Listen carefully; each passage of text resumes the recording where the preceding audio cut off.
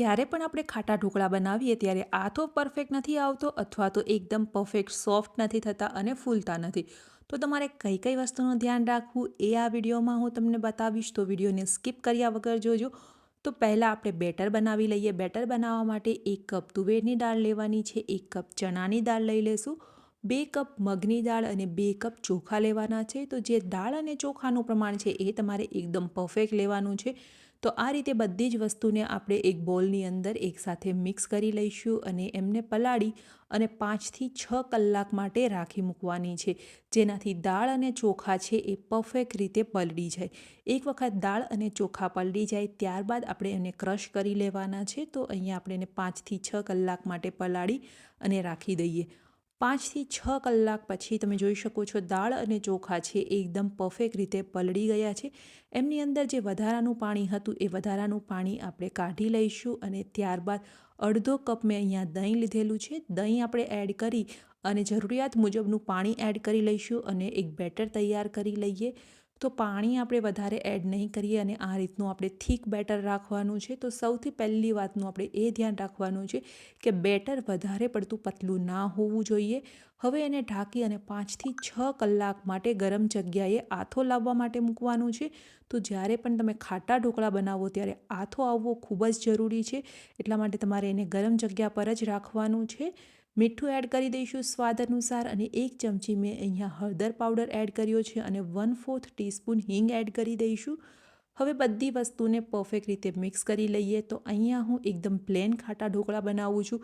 જો તમારે દૂધી અને મકાઈ નાખી અને બનાવવા હોય તો તમે આ સ્ટેજ પર એમની અંદર ખમણેલી દૂધી અને મકાઈ નાખી અને મકાઈવાળા ઢોકળા પણ બનાવી શકો છો.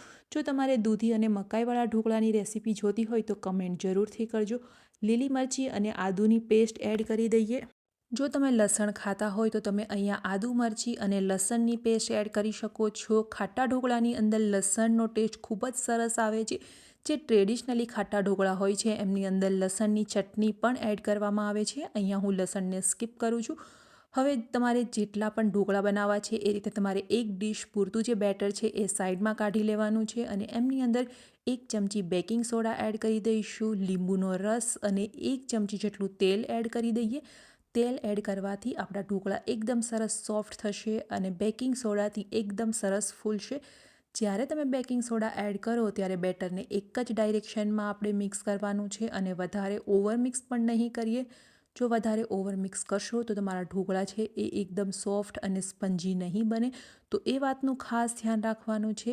બેટરને આપણે ડીશમાં ટ્રાન્સફર કરી લઈશું. અહીંયા ઉપરથી હું થોડા તલના દાણા પણ સ્પ્રિંકલ કરી લઉં છું. એકદમ ઓપ્શનલ છે એમને સ્પ્રિંકલ કરવા અને સાથે થોડું લાલ મરચું પણ આપણે એડ કરી દઈશું, જેનાથી ખૂબ જ સરસ દેખાશે આપણા ઢોકળા. જે બહાર લારી પર મળે છે ને ઢોકળા, એમની અંદર આ રીતે લાલ મરચું સ્પ્રિંકલ કરેલું હોય છે. 15 મિનિટ માટે આપણે હાઈ ફ્લેમ પર સ્ટીમ કરી લેવાના છે. તો સ્ટીમરને મેં પહેલેથી જ ગરમ કરવા માટે મૂકી દીધું હતું. 15 મિનિટમાં આપણા ઢોકળા બની અને તૈયાર થઈ ગયા છે. તમે જોઈ શકો છો એકદમ સરસ કલર આવ્યો છે.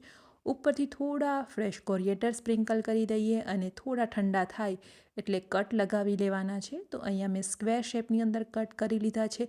તમે ટ્રાયંગલ શેપની અંદર અથવા તો ડાયમંડ શેપની અંદર પણ કટ કરી શકો છો.